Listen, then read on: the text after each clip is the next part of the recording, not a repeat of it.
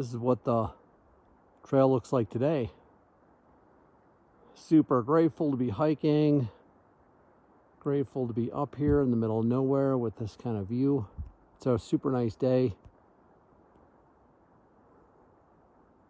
So, I'm hiking out of Franklin, North Carolina. Did a narrow, so I hiked 12.5 miles yesterday in the rain. Everything was wet, so I stopped and overnight and did laundry, got everything dry. I headed out at 6 o'clock this morning, and I've probably got about maybe 5 or 6 miles in so far. I want to go 15, heading toward the Appalachian Outdoor Center, the NOC, or the NOC as people call it. And so I'll do 15 a day and 12 the next day, and that should put me into the NOC. So this guy left me a comment on my last video because I said it was cold, and he said, "Oh, you guys complain about the cold. You leave in late February, early March, and then you whine and complain about the cold." And to that I say, I read the book The Road Less Traveled quite some time ago. They talked about delayed gratification in that book a lot, and I discovered that's how I lived my whole life without knowing about it. When I was a kid, I would eat a meal, and every single time without fail up to today, I'll eat a meal. I'll eat the stuff that I like the least on my plate first, just to get it out of the way, and then save the best for last. I've done this for with work as well. I'll be building something and I'll get the worst task, the thing that I like the least, out of the way first, and I'll save the easy part for later in the day.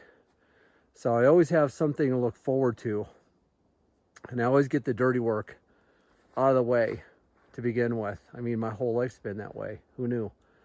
So to the guy who left that comment, I say the people who start in February and March, it's delayed gratification. We're getting the out of the way first so we can enjoy New Hampshire and Maine in nicer weather. We don't have to freeze our butts off going through that beautiful part of the country, up and over the presidentials, through the White Mountains and the 100-mile wilderness, and summiting in Mount Katahdin in Maine when it's warm out. So,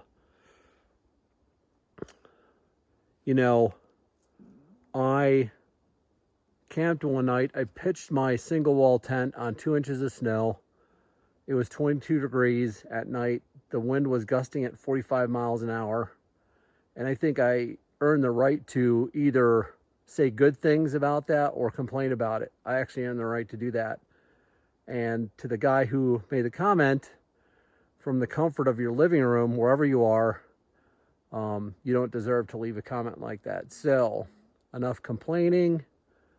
I will maybe film a little bit at this water source I've got coming up, but I think about a mile, mostly downhill, I hope. And I'll tell you my thoughts on starting this hike, and try to encourage people to get through that first part, because it does get easier. I think this is my first bald. It says Sherald Shelter or something. I can't quite read that sign. But this is at the top of a mountain, and there's no vegetation. That's the trail. And you can tell because there's a blaze right there on the tree. Actually, 2 blazes, just so people don't get lost. And then there's this trail that goes all the way up this hillside, which I am not going out there. I don't care how good the view is. I got quite a few more miles to make today, but this is pretty cool. So balds are tops of the mountains, and every time it says gap, it means, in my mind, climb. See you down the hill, the water source. This is the trail today.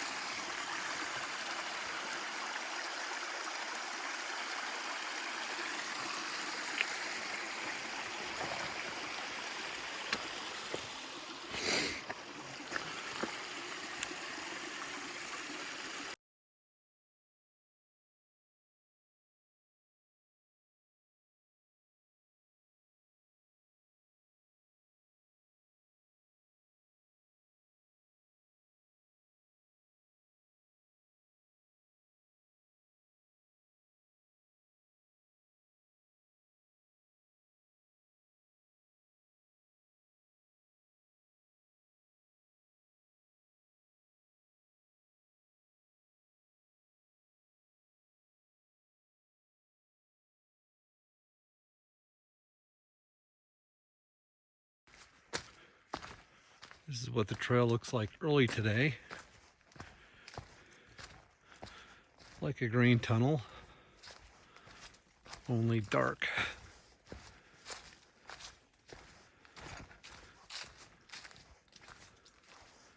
Started at 5 a.m., true to my trail name.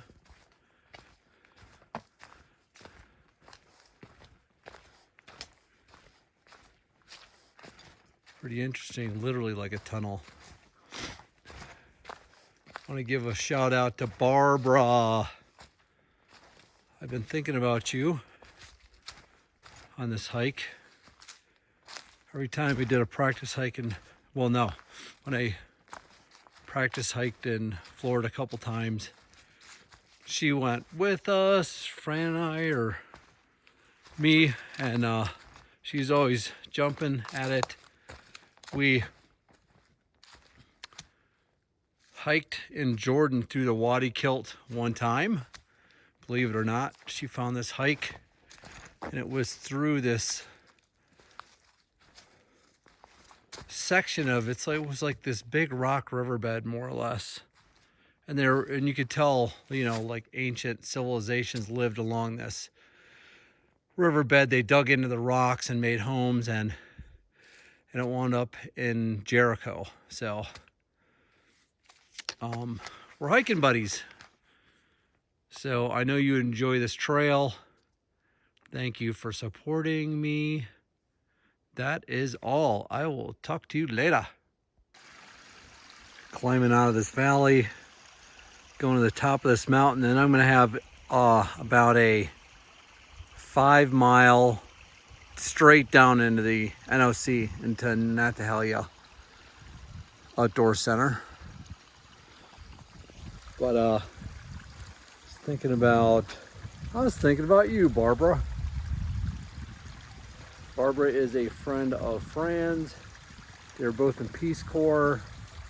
They both worked in Afghanistan, basically together for a couple years, and they've been friends for, since Peace Corps, quite a long time. And so I know Barbara through Fran.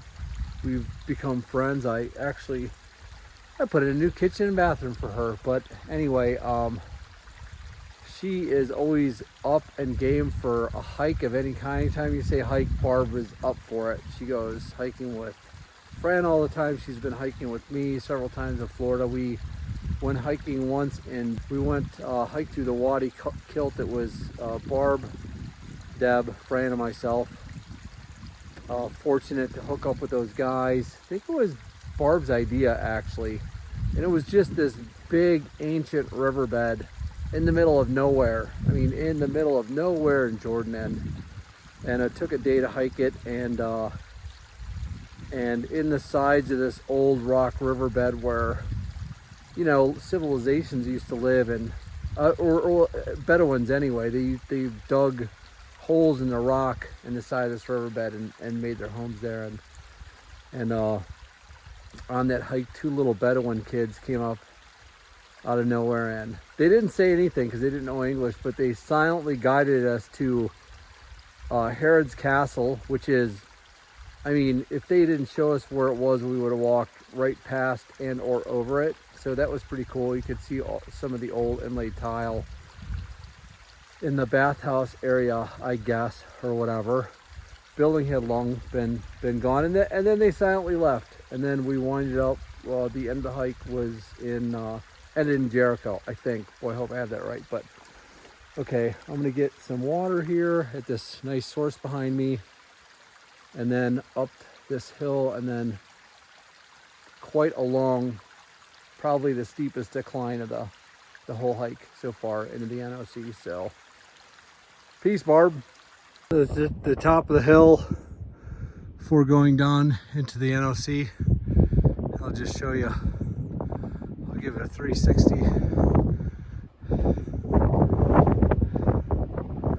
What I'm looking at.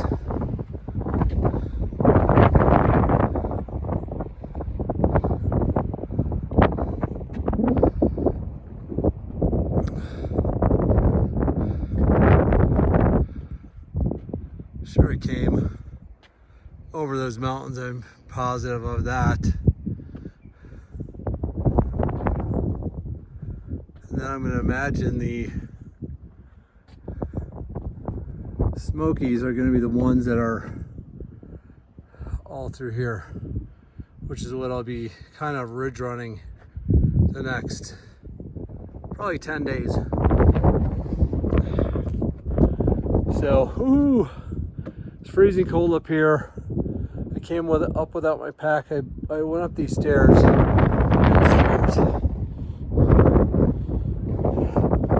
are 3 flights, so I went up the stairs with no pack. I felt like I was going up weightless. All right, it's freezing cold. I'm gonna get the heck out of here. Here's another shelter on the way down to the Natahalia Outdoor Center. Wasn't too far off the trail, so I was willing to come down and show you guys what a small shelter was like. It doesn't, oh yeah, there's a place to sleep. So this is what it looks like, pretty basic. Let me stick these trekking poles in the mud. So down there is the privy down the hill. So that's what they look like. I'll give the inside view one of these days. And so this is what the shelter looks like. Got a roof, got a table to cook your stuff or just sort of hang out around. Looks like this was too heavy for somebody to carry anymore. So there's that. And that's the sleeping area. Looks like you could probably get about probably about 6 people in here. There's the leave no trace stuff, and then right here is, oh, right there is a picture of Mr. Bear. That's who you don't want to attract. And then there's always a log book or two, and then they'll always leave some pens. There's plenty of pens in here, so that's kind of cool. Yeah. Oops. So that's what that looks like. They've got little sort of rails here that you can cook and eat on, and then there's a fire pit. Really nice fire pit, actually. You could sit a bunch of people around there and have a nice little fire. I like that. I like that part. So that's what a shelter looks like. Oh, and then these things you hang your pack from. And then allegedly, with those little plastic things on top, the mice can't crawl into your pack. Here's another one. You hang your backpack from there, and then that's a deterrent for the mice to crawl into your bag and eat your food. Okay, I'm gonna head back to the trail.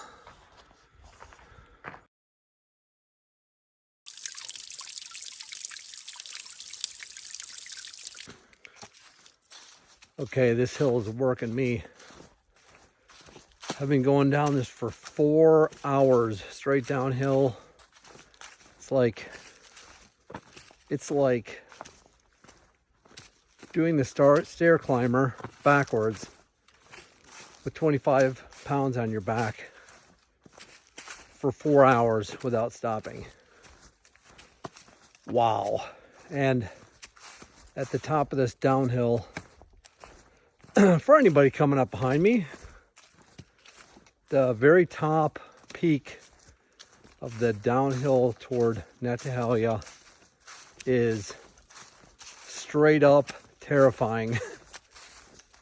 I mean scary. I mean, if you trip, if you're coming down those giant rock faces and you trip, you're a goner. I mean, I haven't been that scared on this whole trip. So, and I know I've seen a couple of videos where people are taking their small dogs on this hike. There's no way a small dog is going to get down there. This lady was in front of me. She's got a husky. I mean, it's like a straight up sled dog husky. Skinny, super long tail. You can tell it's from Alaska. Not like the kind you find at the Walmart pet store. This dog looks like it's part wolf. That dog came down those rocks pretty good. The lady she kept looking back to make sure the dog was following her, because it was just, I mean, there was one point where, a couple of points where you had to sit on the rock and sort of abandon your trekking poles and just jump down it. So anyway, I don't think I've been as tired this whole trip as I am right now. So